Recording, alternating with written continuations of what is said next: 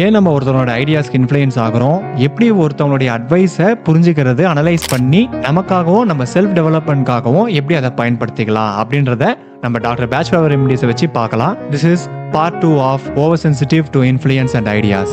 நம்ம அதில் அடுத்து பார்க்க போற மலர் அக்ரிமோனி. இவங்க ரொம்ப ஹாப்பியா இருப்பாங்க, ஜாலியா இருப்பாங்க, சுத்தி இருக்கிறவங்கள என்கேஜ் பண்ணிக்கிட்டே இருப்பாங்க, காமெடி பண்ணுவாங்க, இவங்களுக்கு நிறைய ஃப்ரெண்ட்ஸ் இருக்கும், ரொம்ப ஜோவியலான ஒரு டைப்பு.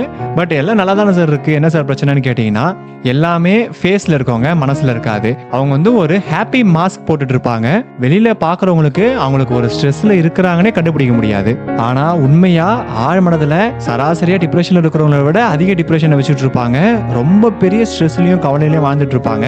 பட் அதை வெளியில யாருக்குமே காமிக்காம வாழ்வாங்க. இவங்க கவலைப்படுறாங்க அப்படின்னு தெரியாம இருக்கிறதுக்கு டிஃபென்ஸா யூஸ் பண்றதே அவங்களுடைய அந்த ஸ்மைலும் அந்த ஹாப்பி ஃபேஸும் தான். அடுத்த மலர் சென்டாரி. இவங்க ரொம்ப ரொம்ப ரொம்ப ரொம்ப நல்லவங்க. ஆனா அதுதான் அவங்களுக்கு பிரச்சனையாவே அமையுது. ஏன்னு சொல்லி கேட்டீங்கன்னா அவங்களுக்கு நோ சொல்ல தெரியாதுங்க. எந்த ஒரு வேலையா இருந்தாலும் அவங்கள வந்து லிட்டரலா அடிமை மாதிரியே பயன்படுத்திப்பாங்க. உண்மையாவே அவங்களுக்கு ஒரு வேலை இருந்தாலும் கூட வேற யாராவது எனக்கு இது கொஞ்சம் பண்ணி கொடுத்துறேன் அப்படின்னு கேட்டாங்கன்னா ஃபர்ஸ்ட் அவங்களுடைய வேலையை பண்ணி கொடுத்துட்ட பிறகுதான் அவங்களுடைய வேலைக்கு வருவாங்க. ஃபர்ஸ்ட் யார் அந்த ஹெல்ப்பை கேட்டாங்களோ அவங்க வேலையை பண்ணி கொடுத்துட்டு தான் அவங்களுடைய வேலைக்கே வருவாங்க. இவங்களுடைய இந்த நல்ல குணத்தை மற்றவங்க பயன்படுத்திக்கிறது தான் இங்க பிரச்சனையே. இந்த விஷயத்த அவங்க புரிஞ்சுக்காம மற்றவங்களுக்காக மட்டுமே உழைச்சு கொண்டிருப்பாங்க. அதனால அவங்களுடைய வேல்யூபிளான டைமும் எஃபோர்ட்டும் வீணாகுது.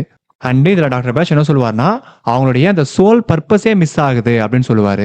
இவங்க ஓவர் ஆங்ஷியஸ் டு சர்வ். அதாவது நம்ம சொந்தக்காரங்க ஃப்ரெண்ட்ஸ் எல்லாம் கிடையாது, யாரா இருந்தாலும் நம்ம போய் ஹெல்ப் பண்ணணும் அப்படின்ற டெண்டன்சில இருக்கிறவங்க. ஸோ இவங்களை ரொம்ப ஈஸியா ஒருத்தவங்க மேனிபுலேட் பண்ணி அவங்களுடைய நல்ல குணத்தை பயன்படுத்திப்பாங்க. ஸோ இப்போ நம்ம டிஸ்கஸ் பண்ண மாதிரி மனநிலையில் இருக்கிறவங்களுக்கு சரியான பேச்சுலர் ரெமடிஸ் கொடுக்கும்போது அவங்களால அதை அனலைஸ் பண்ண முடியுது.